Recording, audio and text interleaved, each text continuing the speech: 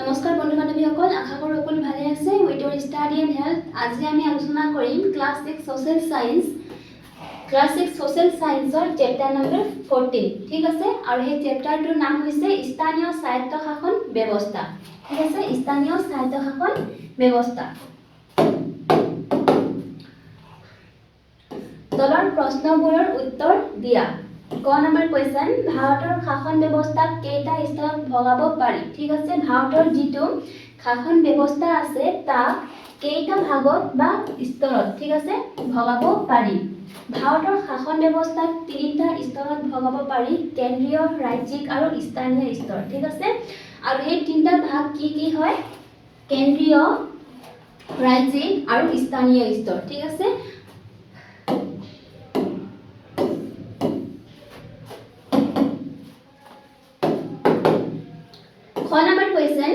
স্থানীয় স্বায়ত্তশাসন মানে কি? ঠিক আছে, স্থানীয় স্বায়ত্তশাসন মানে কি? কেন্দ্ৰীয় শাসন, ৰাজ্যিক শাসন আৰু স্থানীয় স্বায়ত্তশাসন, তিনিটা শাসন আমাৰ ভাৰতবৰ্ষত আছে। যিটো কেন্দ্ৰীয় শাসন আছে ইয়াৰ মানে কি হৈছে গোটেই দেশ যিটো আছে ভাৰতবৰ্ষ, গোটেই শাসন কাৰ হাতত? কেন্দ্ৰীয় চৰকাৰৰ হাতত। ঠিক আছে, আৰু কি হৈছে ৰাজ্যিক শাসনটো কি হৈছে? এটা ৰাজ্যৰ শাসন, যিটো ৰাজ্যিক চৰকাৰ আছে তাৰ হাতত। আৰু স্থানীয় স্বায়ত্ত শাসন মানে কি হৈছে? এটা স্থানৰ যিটো শাসন। ঠিক আছে, এতিয়া আমি চাওঁ স্থানীয় স্বায়ত্ত শাসন মানে কি।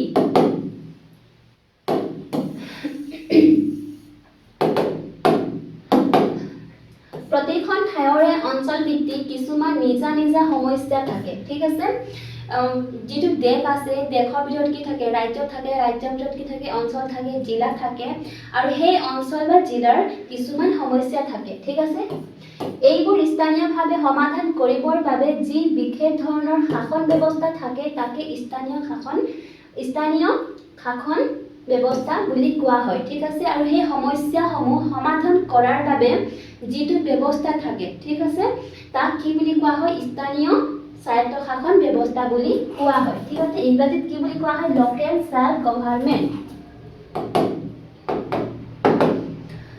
কুৱেশ্যন নম্বৰ গ নম্বৰ কুৱেশ্যন। ঠিক আছে, স্থানীয় স্বায়ত্তশাসনৰ প্ৰয়োজনীয়তা কি উল্লেখ কৰা। ঠিক আছে, যিটো স্থানীয় স্বায়ত্তশাসনৰ যিটো ব্যৱস্থা আছে তাৰ প্ৰয়োজনীয়তা কি, তাৰ বিষয়ে আমাক লিখিব লাগে। স্থানীয় স্বায়ত্তশাসনৰ প্ৰয়োজনীয়তাসমূহ হ'ল: স্থানীয় সমস্যাবোৰ তৎপৰভাৱে সমাধান কৰা যায়। ঠিক আছে, কি হয়? কিছুমান বা কোনো এটা অঞ্চলৰ সমস্যা, ঠিক আছে, কোনো এটা অঞ্চলৰ সমস্যা সমাধানৰ বাবে কিছুমান কমিটি গঠন কৰা হয়, আৰু তেওঁলোকে চাই যে সেই ঠাইত কি আছে? সমস্যা আছে। স্থানীয় লোকৰ অংশগ্ৰহণ নিশ্চিত হয়। ঠিক আছে, স্থানীয় লোকৰ যিটো অংশগ্ৰহণ আছে তাত থাকে, লোকৰ সচেতনতা আৰু দায়িত্ববোধ বৃদ্ধি পায়।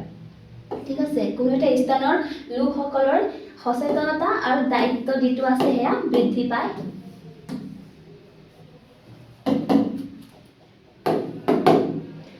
গাঁৱে ঘৰে উন্নয়ন লাভ কৰে। ঠিক আছে, স্থানীয় সমস্যা সমাধান কৰিলে সেই স্থানৰ উন্নতি হয়, আৰু কি হয়? গাঁৱৰ উন্নতি হয় আৰু ঘৰৰ উন্নয়ন লাভ হয়। ঠিক আছে, অনুশীলনী 2, তলৰ প্ৰশ্নবোৰৰ উত্তৰ দিয়া।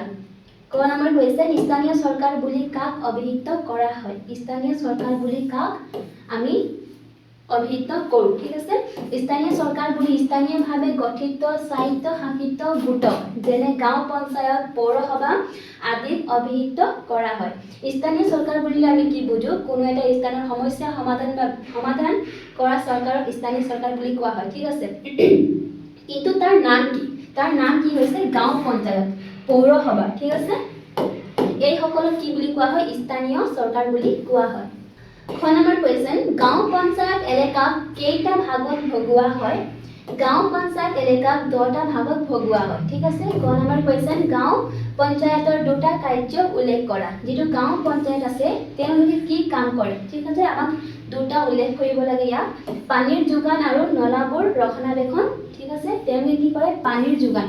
সেই স্থানত যদি পানী নাথাকে তেওঁলোকে কি কৰে? পানী যোগান কৰে, আৰু নলাবোৰ ৰক্ষণাবেক্ষণ। ঠিক আছে, লেতেৰা হ'লে চাফা কৰা আৰু তাক চোৱা যে কোনোবাই তাক লেতেৰা নকৰে। ঠিক আছে, পল্লী উন্নয়নমূলক কাম কাজ পথ শৌচালয় আদি ঠিক আছে ৰাস্তা আৰু যিটো শৌচালয় আছে তাক কি কৰা উন্নয়ন কৰা ঠিক আছে ঘ নম্বৰ কোৱেশ্চন গাঁও সভাৰ বিষয়ে চমুকৈ লিখা গাঁও পঞ্চায়ত এলেকাৰ ভিতৰত ভোটাধিকাৰ থকা লোকসকলে মিলি গাঁও সভা গঠন কৰে গাঁও সভাৰ বৈঠকত পঞ্চায়তৰ সভাপতিজনে সভাপতিত্ব কৰে এই সভাত পঞ্চায়তৰ মুঠ ভোটাৰৰ শতকৰা 10% বা অতি কমেও 100 জন ভোটাৰ উপস্থিত থাকিব লাগে গাঁও সভা বছৰত কমেও 4 বাৰ অনুষ্ঠিত হ'ব লাগে গাঁও সভাৰ বৈঠকত গাঁও পঞ্চায়তৰ অন্তৰ্গত এলেকাৰ সমস্যাবোৰ আলোচনা কৰা হয় আৰু ইয়াৰ সমাধানৰ পথ নিৰ্ধাৰণ কৰা হয় অৰ্থাৎ গাঁও সভাই গাঁও পঞ্চায়তক ইয়াৰ কাম কাজ সম্পাদনত প্ৰয়োজনীয় সহায় আৰু পৰামৰ্শ আগবঢ়ায় ঠিক আছে গাঁও সভাৰ বিষয়ে চমুকৈ লিখা বুলি কৈছিলে গাঁও পঞ্চায়ত এলেকাৰ ভিতৰত ভোটাধিকাৰ থকা লোকসকলে মিলি গাঁও সভা গঠন কৰে ঠিক আছে কোনে গঠন কৰে যেটো গাঁও সভা আছে তাক কোনে গঠন কৰে গাঁও পঞ্চায়ত এলেকাৰ ভিতৰত ভোটাধিকাৰ থকা লোকসকলে গাঁও সভাৰ বৈঠকত পঞ্চায়তৰ সভাপতিজনে সভাপতিত্ব কৰে ঠিক আছে সভাপতিত্ব কোনে কৰে গাঁও সভাৰ বৈঠকত পঞ্চায়তৰ যিটো সভাপতি আছে তেওঁ সভাপতিত্ব কৰে এই সভাত পঞ্চায়তৰ মুঠ ভোটাৰৰ শতকৰা কিমান 10% বা অতি কমেও 100 জন ভোটাৰ উপস্থিত থাকিব লাগে গাঁও সভা বছৰত কমেও 4 বাৰ অনুষ্ঠিত হ'ব লাগে ঠিক আছে কিমান বাৰ 4 বাৰ গাঁও সভাৰ বৈঠকত গাঁও পঞ্চায়তৰ অন্তৰ্গত এলেকাৰ সমস্যাবোৰ আলোচনা কৰা হয় তাত কি আলোচনা কৰা হয় যেটো এলেকাৰ মানে যেটো গাঁও সভা আছে বা গাঁও পঞ্চায়ত আছে তাৰ যিমান এলেকা আছে তাৰ ভিতৰত যিমান এলেকা আছে সেই এলেকাৰ সমস্যাসমূহ আলোচনা কৰা হয় আৰু ইয়াৰ সমাধানৰ পথ নিৰ্ধাৰণ কৰা হয় ঠিক আছে আৰু সেই সমস্যাবোৰ আমি কেনেকৈ সমাধান কৰিব পাৰিম তাক চোৱা হয় বা আলোচনা কৰা হয় অৰ্থাৎ গাঁও সভাই গাঁও পঞ্চায়তক ইয়াৰ কাম কাজ সম্পাদনত প্ৰয়োজনীয় সহায় আৰু পৰামৰ্শ আগবঢ়ায় ঠিক আছে যেটো গাঁও সভা আছে গাঁও পঞ্চায়তক সহায় কৰে ঠিক আছে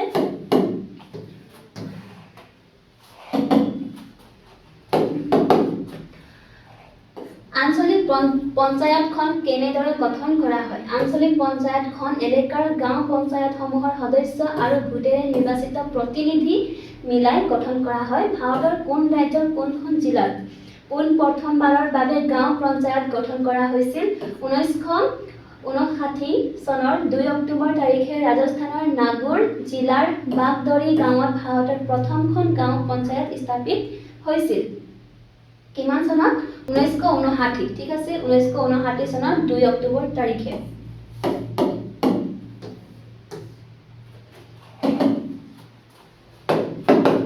এতিয়া আমি চাওঁ অনুশীলনী 3 তলৰ প্ৰশ্নবোৰৰ উত্তৰ দিয়া অসমত মুঠ কেইখন জিলা পৰিষদ আছে অসমত মুঠ 26খন জিলা পৰিষদ আছে গাঁও অঞ্চলৰ স্থানীয় স্বায়ত্তশাসনৰ আয়ৰ উৎসসমূহ কি কি গাঁও অঞ্চলৰ স্থানীয় স্বায়ত্তশাসনৰ আয়ৰ উৎসসমূহ হ'ল হাট বজাৰৰ পৰা অহা কৰ ৰাজহ জৰিমনা আদি ঠিক আছে যেটো গাঁও অঞ্চলৰ স্থানীয় স্বায়ত্তশাসন আছে তাক বা হিহতে কৰ পৰা আয় উপাৰ্জন কৰে ঠিক আছে হাট বজাৰৰ পৰা অহা কৰ তেওঁলোকে কি লয় কৰ লয় ৰাজহ জৰিমনা আদি কেন্দ্ৰীয় আৰু ৰাজ্য চৰকাৰৰ পৰা লাভ কৰা অনুদান স্থানীয় সাংসদ আৰু বিধায়কে আগবঢ়োৱা অনুদান ইত্যাদি জিলা পৰিষদ এখনৰ কাৰ্যকাল কিমান বছৰ জিলা পৰিষদ এখনৰ কাৰ্যকাল 5 বছৰ ঠিক আছে কিমান 5 বছৰ নগৰ অঞ্চলত কি কি স্বায়ত্তশাসন ব্যৱস্থা দেখা যায় নগৰ অঞ্চলত নগৰ সমিতি পৌৰসভা পৌৰ নিগম আদি ব্যৱস্থা দেখা যায় ওয়াৰ্ড বুলিলে কি বুজা ওয়াৰ্ড বুলিলে নগৰৰ ভিতৰত থকা এখন অংশ যৰ পৰা এটা প্ৰতিনিধি নিৰ্বাচিত হয় তাকে বুজা যায় ঠিক আছে এটা ওয়াৰ্ড বুলিলে আমি কি বুজো এটা নগৰৰ এটা সৰু অংশ যৰ পৰা কি হয় এজন প্ৰতিনিধি যেতিয়া ভোট হয় ঠিক আছে যেতিয়া ভোট হয় কোনো এটা অঞ্চলৰ পৰা বা কোনো এখন ঠাইৰ পৰা যেতিয়া এখন প্ৰতিনিধিয়ে তাক নিৰ্বাচিত কৰে তাক কি বুলি কোৱা হয় সেই ঠাইক কি বুলি কোৱা হয় ওয়াৰ্ড বুলি কোৱা হয় ঠিক আছে কোনো এটা অঞ্চল নগৰ হিচাপে পৰিগণিত হ'বলৈ কি কি বৈশিষ্ট্য থকাটো দৰকাৰ কোনো এটা অঞ্চল নগৰ হিচাপে কোনো এটা অঞ্চলক আমি কেতিয়া নগৰ হিচাপে পৰিগণিত বা তাক নগৰ হিচাপে গণ্য কৰোঁ ঠিক আছে কোনো এটা অঞ্চল নগৰ হিচাপে পৰিগণিত হ'বলৈ নিম্নলিখিত বৈশিষ্ট্য থকাটো দৰকাৰ। জনসংখ্যা অধিক হ'ব লাগে, কমেও 20,000। ঠিক আছে, কোনো এটা অঞ্চলক আমি কেতিয়া নগৰ বুলি স্বীকৃতি দিওঁ, যেতিয়া তাৰ জনসংখ্যা বেছি থাকে। কিমান? 20,000তকৈ ওপৰ। ঠিক আছে, তাতকৈ কম নহয়, তাতকৈ বেছি।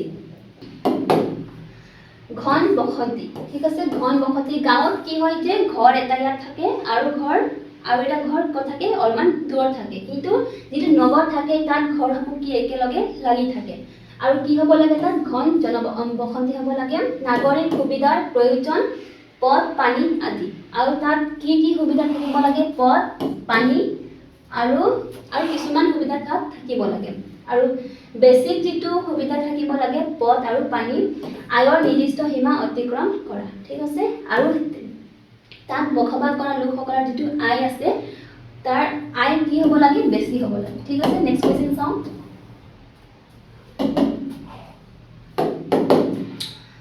নগৰ অঞ্চলৰ স্থানীয় শাসন ব্যৱস্থাৰ স্তৰ কেইটাৰ গঠন প্ৰণালী বৰ্ণনা কৰা। নগৰ স্থানীয় শাসন ব্যৱস্থাৰ স্তৰ কেইটাৰ গঠন প্ৰণালী এনেধৰণৰ: অনুষ্ঠান, সদস্যৰ সংখ্যা, মুৰব্বী, সদস্যৰ পদবী, কাৰ্যকাল। নগৰ সমিতি 7-20 জন, সভাপতি, ৱাৰ্ড কমিশনাৰ 5 বছৰ, পৌৰসভা মানে ইয়াত যিটো নগৰ সমিতি আছে সেই নগৰ সমিতিৰ সদস্যৰ সংখ্যা কিমান? 7 পৰা 20 জন। ঠিক আছে, মুৰব্বী কোন হয়? সভাপতি হয়। সদস্যৰ পদবী কিমান? ৱাৰ্ড কমিশনাৰ, আৰু কাৰ্যকাল কিমান? 5 বছৰ। পৌৰসভাৰ সদস্য সংখ্যা কিমান? 10 পৰা 30 জন। পৌৰপতি, মুৰব্বী কোন হয়? পৌৰপতি, সদস্যৰ পদবী কমিশনাৰ, আৰু কাৰ্যকাল 5 বছৰ। পৌৰ নিগম সৰ্বাধিক 60 জন। ঠিক আছে, সৰ্বাধিক 60 জন। মেয়ৰ, মুৰব্বী কোন হয়? মেয়ৰ। কাউন্সিলৰ 5 বছৰ। ঠিক আছে, কাৰ্যকাল কিমান? 5 বছৰ।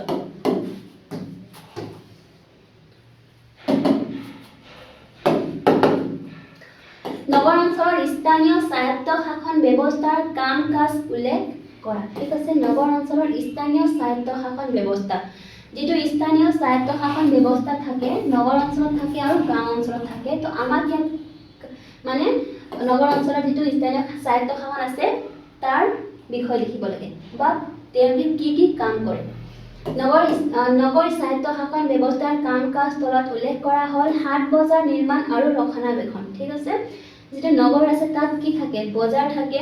আৰু সেই স্বায়ত্ত শাসনৰ ব্যৱস্থা আছে, তেওঁলোকৰ কাম কি? হাট বজাৰ নিৰ্মাণ কৰা আৰু তাক ৰক্ষণাবেক্ষণ কৰা। বৃত্তিমূলক প্ৰশিক্ষণৰ ব্যৱস্থা, বিশুদ্ধ খোৱা পানী আৰু স্বাস্থ্য সেৱা নিশ্চিতকৰণ। ঠিক আছে, বিশুদ্ধ যিটো খোৱা পানী আছে তাৰ ব্যৱস্থা কৰা আৰু স্বাস্থ্য সেৱা নিশ্চিতকৰণ। ৰাজহুৱা পুথিভঁৰাল, কলা সংস্কৃতি কেন্দ্ৰ আদি স্থাপন। শ্মশান, কবৰস্থান আদিৰ নিৰ্মাণ।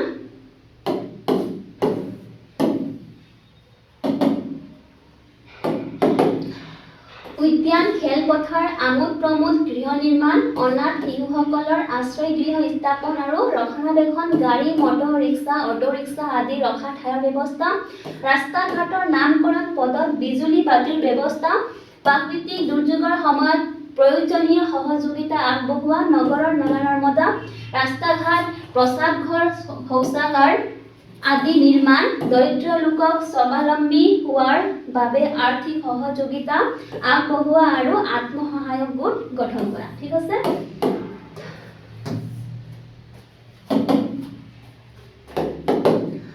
অনুশীলনী 4, তলত দিয়া প্ৰশ্নবোৰৰ উত্তৰ লিখা। ভাৰতৰ সংবিধানৰ কোনটো অনুসূচীৰ কিমান নম্বৰ অনুচ্ছেদৰ আধাৰত স্বায়ত্তশাসিত জিলা পৰিষদ গঠন কৰা হৈছে? ভাৰতৰ সংবিধানৰ 6ষ্ঠ অনুসূচী। ঠিক আছে, 6th শিডিউল আৰু 244 অনুচ্ছেদৰ আধাৰত স্বায়ত্তশাসিত জিলা পৰিষদ গঠন কৰা হৈছে।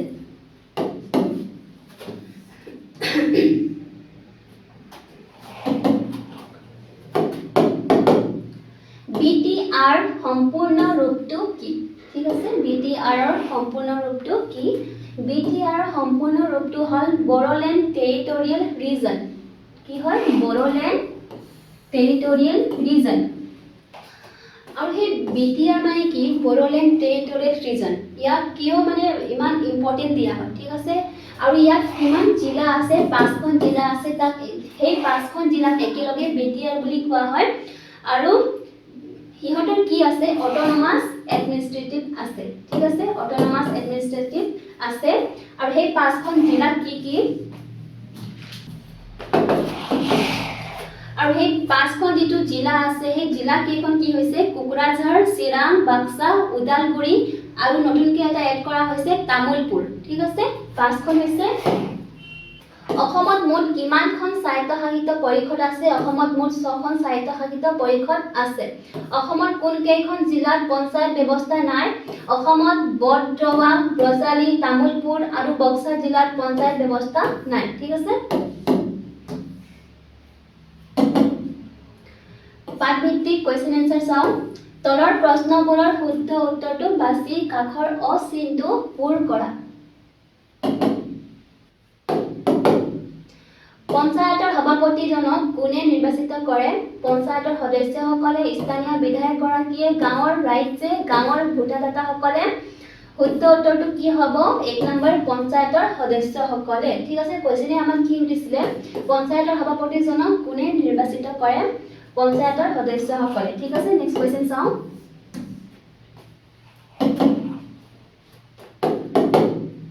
তলৰ কোনটো কাৰণত তুমি পঞ্চায়তৰ সভাপতিৰ কাষলৈ যাবা তোমালোকৰ ক্ষীৰতী গাইজনী হেৰালে দৰিদ্ৰ সীমাৰেখাৰ তলৰ বিপিএল মানুহৰ উন্নয়ন বিচাৰি তোমাৰ বিদ্যালয় যোৱা পথটো মেৰামতিৰ বাবে অসমৰ বাহিৰৰ পৰ্যটনস্থলী চাবলৈ যোৱাৰ কাৰণে ধন বিচাৰি ঠিক আছে 3 নম্বৰ হৈ যাব শুদ্ধ উত্তৰ তোমাৰ বিদ্যালয় যোৱা পথটো মেৰামতিৰ বাবে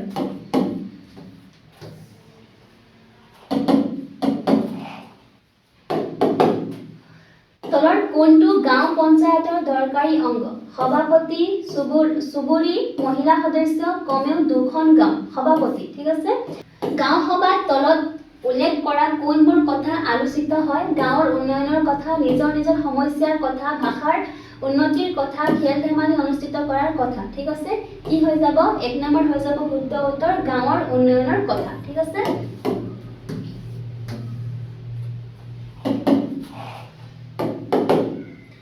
আঞ্চলিক পঞ্চায়ত এখন কাৰ দ্বাৰা গঠিত হয় গাঁও পঞ্চায়ত এলেকাৰ পৰা নিৰ্বাচিত হৈ অহা সদস্যসকলৰ দ্বাৰা মেয়ৰসকলৰ দ্বাৰা পঞ্চায়তৰ সভাপতি নিৰ্বাচিত হৈ অহা সদস্যসকল আৰু স্থানীয় বিধায়ক আৰু সাংসদসকলৰ দ্বাৰা অঞ্চলটোৰ সকলো বিষয়া আৰু কৃষকৰ দ্বাৰা ঠিক আছে শুদ্ধ উত্তৰটো হৈ যাব 3 নম্বৰ পঞ্চায়তৰ সভাপতি নিৰ্বাচিত হৈ অহা সদস্যসকল আৰু স্থানীয় বিধায়ক আৰু সাংসদসকলৰ দ্বাৰা ঠিক আছে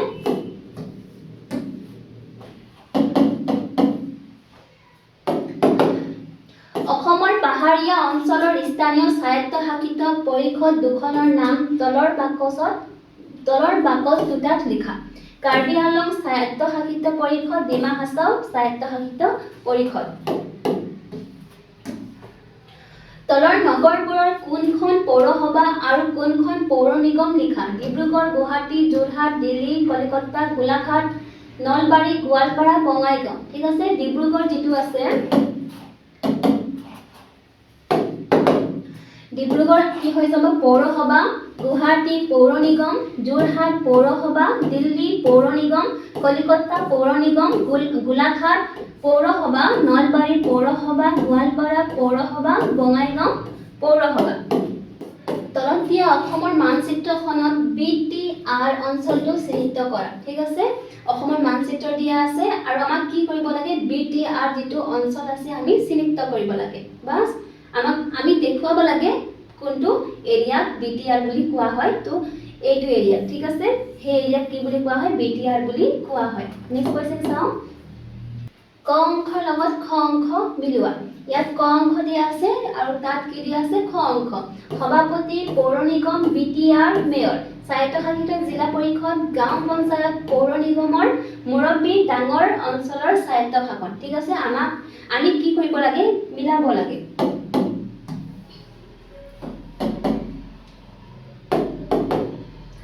সভাপতি গাঁও পঞ্চায়ত পৌৰ নিগম ডাঙৰ নগৰৰ স্বায়ত্তশাসন BTR স্বায়ত্তশাসিত জিলা পৰিষদ মেয়ৰ পৌৰ নিগমৰ মুৰব্বী ঠিক আছে তলৰ শব্দ জালিকাখনৰ পৰা স্থানীয় স্বায়ত্তশাসনৰ লগত জড়িত অনুষ্ঠান পদবী গোট আদি বুজোৱা শব্দবোৰ বাছি উলিয়াই লিখা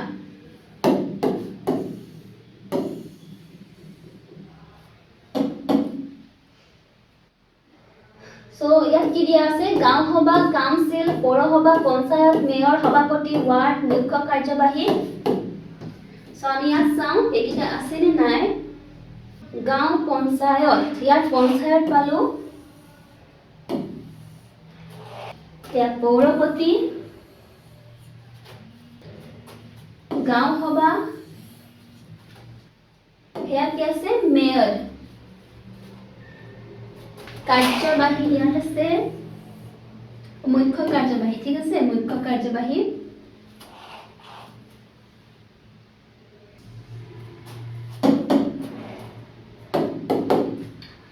গছডালৰ খালি থকা পাতবোৰ উপযুক্ত শব্দ বহুৱা ঠিক আছে ইয়াত খালি কিছুমান পাত দিয়া আছে আমি ইয়াত কিছুমান শব্দ লিখিব লাগে ইয়াত কি দিয়া আছে নগৰ সমিতি আৰু গাঁও পঞ্চায়ত যেটো গাঁৱৰ স্বায়ত্তশাসন ব্যৱস্থা আৰু নগৰৰ স্বায়ত্তশাসন ব্যৱস্থা ইয়াৰ কেইটা ভাগ আছে তিনটা ভাগ আছে ইয়াৰো তিনটা ভাগ আছে তো এটা নাম দিয়া আছে গাঁও পঞ্চায়ত নাম দিয়া আছে ইয়াত কি দিয়া আছে নগৰ সমিতি আৰু আন দুটা আমাক ইয়াত লিখিব লাগে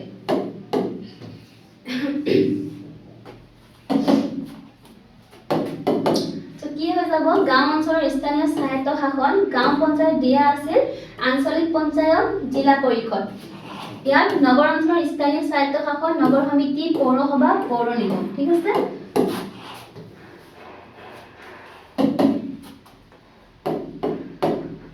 পদবীৰ নাম লিখোৱা শিক্ষকৰ সহায়ত উত্তৰ কৰিবা উদাহৰণস্বৰূপে পঞ্চায়ত সভাপতি আঞ্চলিক পঞ্চায়ত জিলা পৰিষদ নগৰ সমিতি পৌৰসভা পৌৰ নিগম স্বায়ত্তশাসিত জিলা পৰিষদ